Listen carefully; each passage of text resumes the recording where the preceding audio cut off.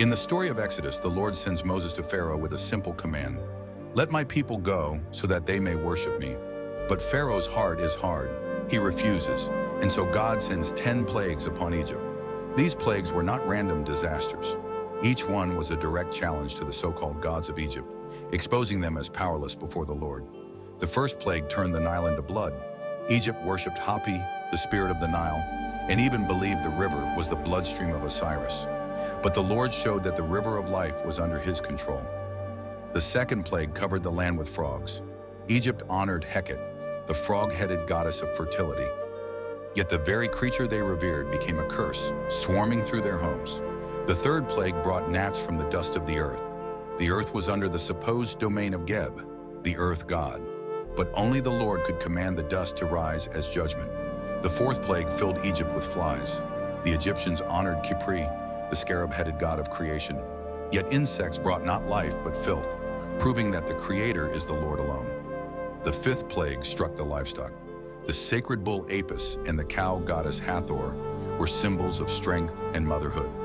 Yet the cattle perished, showing that Egypt's idols could not even protect their animals. The sixth plague brought boils upon man and beast. The gods of healing, Imhotep and Sekhmet, were helpless. The Lord alone holds power over health and sickness. The seventh plague rained down hail and fire. Egypt worshipped Nut, goddess of the sky, Shu, god of air, and Isis, goddess of crops. Yet their heavens unleashed destruction under God's command. The eighth plague brought locusts that devoured what remained. Seth, god of storms and chaos, was powerless to stop them. Only the Lord rules the winds and harvest. The ninth plague brought 3 days of darkness. Egypt's greatest god, Ra, the sun god, was blotted out. The Lord showed he alone gives light and life. Finally, the 10th plague struck the firstborn of Egypt. Even Pharaoh, who was considered the son of Ra, could not escape. Isis and Osiris, protectors of children, were silenced. Only those under the blood of the Lamb were spared. The Lord himself explains it in Exodus 12:12. I will bring judgment on all the gods of Egypt. I am the Lord.